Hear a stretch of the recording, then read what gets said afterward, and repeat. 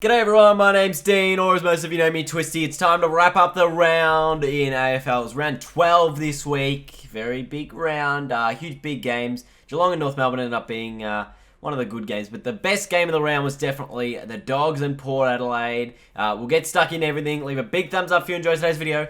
Let's do it. So first game that, or actually we're going to take a look at the ladder first. North Melbourne on top there, 10-2, so they've dropped a couple in the last 3 weeks. Then you've got Geelong there, Sydney, the Dogs and Hawthorn. Just percentage separating those four sides. So I think probably when it comes down to it toward the end of the year, those four teams, 2nd, 3rd, 4th and 5th, will actually be the top four. I think North Melbourne might just drop out of there, given that their tough run home. Now, I think percentage is probably going to be another key thing that could separate those things. Actually, I think the Giants will be in the top four. Oh my goodness. There's so much going on in the top 8. I don't reckon West Coast can win the flag. They're zip and 5 against top 8 sides. They are definitely flat track bullies. So all 5 of their losses have come against top 8 sides. They've beaten everyone underneath them so far. Port Adelaide, are they a sneaky chance to knock West Coast out of the 8? Who knows? Melbourne, I think they'll probably finish 11-11, but they're 6-6 right now. Carlton had a stumbling block. St Kilda beat them and had a good win. Richmond just beat Carlton. Collingwood, where to now? The Gold Coast, 9 losses in a row. Fremantle back-to-back wins. Brisbane are in disarray, and Essendon, well, we already know what's going wrong with Essendon, so there's no point trying to explain that any further. But let's get stuck into each game. The first one was on Friday night. It was terribly boring. The ratings were down, everything. 108-point win of the Hawks. 151-43 there. Gunston, Bruce and Puopolo all kicked 4 goals, 1. Apparently, Dustin Martin, Cochin and Grigg were in there for some reason for the Bombers. But Danaher had a couple goals in the first minute and then he didn't do much after that. Jordan Lewis was great for the Hawks. You know what, that's how bad Essendon are going. Richmond players are on their score sheet. Gee whiz, Dean, what are you doing? Next game was Port Adelaide and the Dogs. This was the game of the round. That's why we're going to talk about it for a little bit. If you weren't doing anything on a Saturday afternoon and you didn't watch this game, I don't know what you would have been doing, because this is where you should have been. Redpath was outstanding, kicked 4 goals. I think all of them were outside 50. Maybe, no, there's one in the goal square. But 3 outside 50. Young was great for Port Adelaide. Dixon was superb. He was close to their best player, but I think Robbie Gray just beat Dixon. He just looks so dangerous every time he got near the ball, Charlie Dixon. He just, as a big clunking forward, can just damage you everywhere around the ground. Stringer came alight in the last quarter, kicked a couple. Bontempelli was good as well. He was probably the best man on the field there for the Dogs. And they got home by 3 points. I think Aaron Young kicked a goal with about 13, 14 seconds on the clock. And they had to just try and ram it in there, Port Adelaide, but was not to be. The Dogs, 3-point winners. What a great game this was. What a great game. But let's take a look at the round 12 Rising Star nominee, which is Lockie Weller. He had 22 touches at 81%, 9 contested possessions, 4 inside 50s, and kicked 4 goals as well, if you don't mind. 4 goals. He was picked 13 in the 2014 draft, playing for the Dockers, who absolutely smashed the Lions. So let's look at that. 23-9, 147 and 9, 10, 64. That is a shellacking. Taberner kicked 5, Main kicked 4, Lockie Weller kicked 4, as I said. I think Ballantyne kicked 4 as well, but he's stiff not to get up there on that score sheet. Blakely had 29 touches, it was very good. And Barlow and Hill also very good for the Dockers. And Brisbane, pretty much they've just got Rockleaf, Hanley, Zorko I think had an off game. But Shaki kicked a couple of goals. And it's really difficult to see where the improvement's going to come from for Brisbane. I mean, they do have a lot of stars that are going to be stars, like Shaki, and there's a couple of guys as well who just look like they're remade players. But it's going to be interesting to see how long it takes them to actually develop into a quality side. They've got a decent enough midfield, I think, that they can jump up quickly, but unless sort of Beams, Christensen, they're all fit and healthy, it's going to make it very difficult for this Brisbane side to jump up from the ladder a little bit. Next game was the West Coast Eagles and the Adelaide Crows. Let's have a look at it. West Coast kept scores in the final quarter as Adelaide ran over the top of them to get a 29-point win. I think West Coast had a little bit of a lead going into that final quarter, but it was the Crows, and West Coast now zipping 5. 4 of those were away games against top 8 sides, and I think it's going to make it really hard for them to maintain their position in the 8. I still think they might win 13 games. If they can still win those games at home against non-top 8 sides, they should be right. But Eddie Betts kicked 5, Jenkins kicked 3, Walker kicked a couple, Kennedy, Darling, and the multiple goal kickers for the Eagles. And I think really, when it comes down to it, we're not too sure what's happened to the Eagles, and now they've got Nick Nat out for maybe another 9 weeks. So that could potentially cause them to lose a couple of games they might be expected to win, and that's where you can actually drop out of that top 8 there, and a Port Adelaide could come in. Wouldn't that be something special if Adelaide finished 5th and it was Adelaide and Port in a showdown final? Oh, I reckon that would just be mouthwatering to watch. But a very, very, very good performance by the Adelaide Crows. I had almost written them off as a side who can win the flag, because I was trying to say, well, who can't win it rather than who can win it in that top 8. And I think West Coast at the moment are the only side inside that top 8 that can't win the flag. I had the Crows as one of those sides that maybe couldn't quite do it, but after they've fixed up their game the last couple of weeks, they've been very, very good. So I think that they're definitely now a real threat to win the whole thing. But everyone in the bloody top 8, except for West Coast, are a threat to do so. But let's look at 2 other sides in the top 8. They're currently 1st and 2nd on the ladder, Geelong and North Melbourne. The Cats got a 31-point win. Menzel kicked 4 goals, injured his ankle. We'll see how Etihad Stadium goes. Dangerfield had 48 disposals. That's right. Rockcliffe had 48 as well a couple of weeks ago, but Dangerfield was superb with 48. Selwood had 38, and those two got probably more than half of the North Melbourne team combined. So unbelievable numbers there. Harvey kicked 4 for North, and if it wasn't for the accuracy, have a look at this, like 12 goals, 2 to North. If they kick, 7-7, then what's that, 49, they get beaten by 10 goals, and if Geelong kicked straighter than 15-15, oh, gee, North Melbourne, they're in a bit of strife, aren't they? I mean, Goldstein doesn't look right. Harvey's still a superstar. But when I say they're in a bit of strife, they got a tough run coming up, and they need to maintain wins over those top 8 sides to give themselves a real chance at that top 4 spot.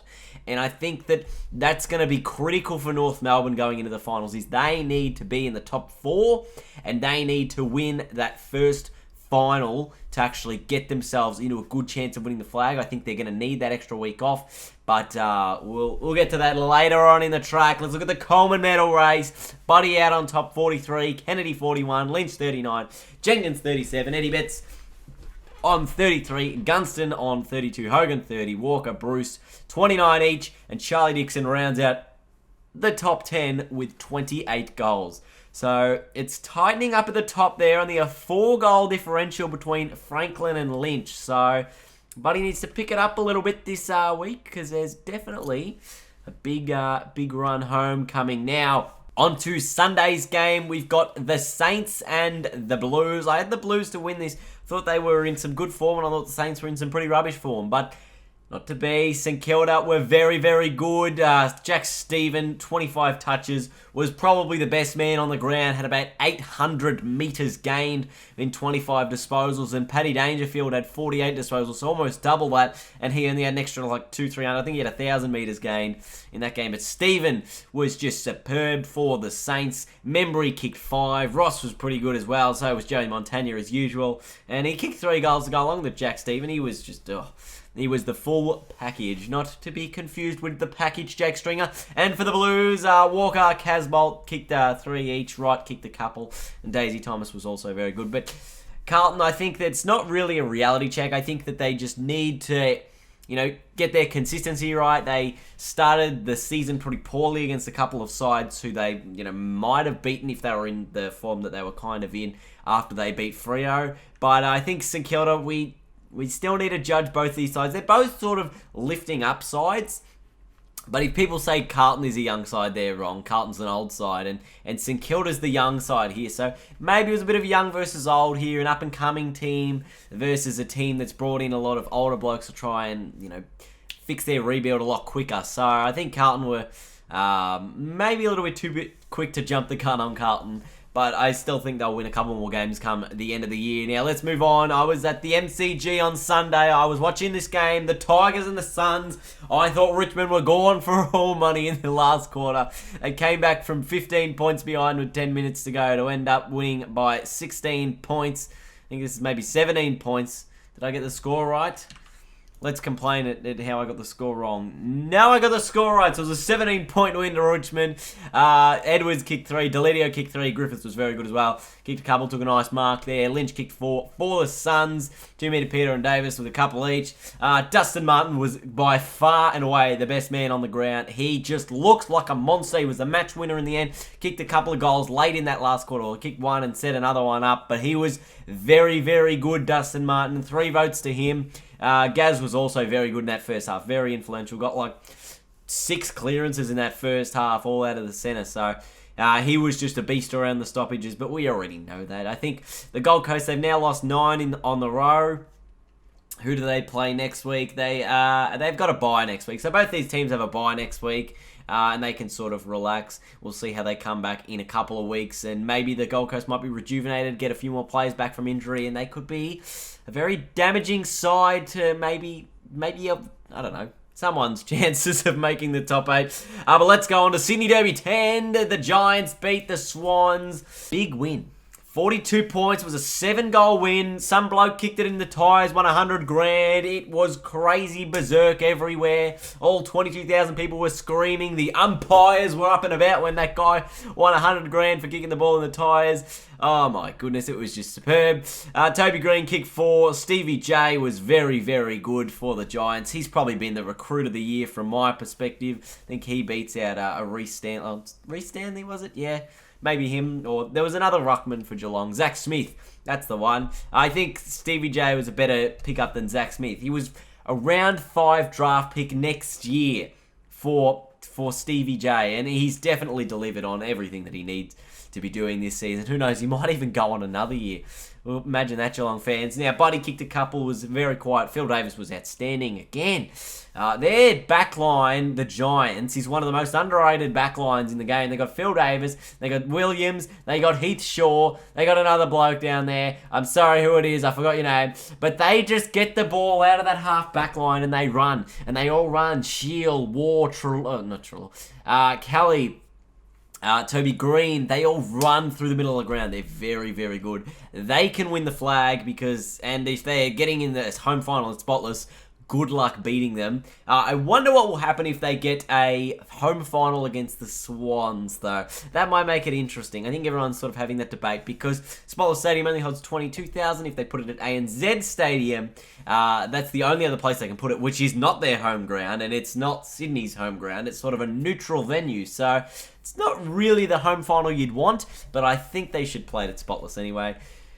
Oh, they're a good side, the Giants. They might win a couple of flags in the next 2 or 3, or in the next 5 years. So watch out for them. They're going to be very special. Then we go to Queen's birthday, which was yesterday, which is why the video is not till today. Melbourne smashed Collingwood. They are in a lot of trouble, Collingwood.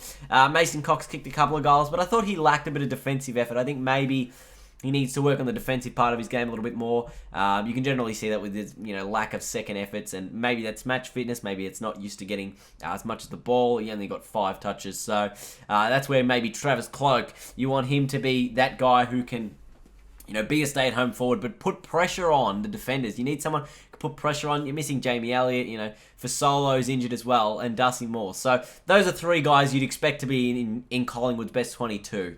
And you'd think that maybe they can push this side, up next year. And 2017 was always their go-to plan, 2017, 2018, but we'll see how they go. But let's talk about Melbourne for a moment, because they were very, very good. I don't know if they're quite good enough to make finals. Maxi Gawn was a freak, kicked 3 goals, and he had 27 disposals as a ruckman. How do you do that?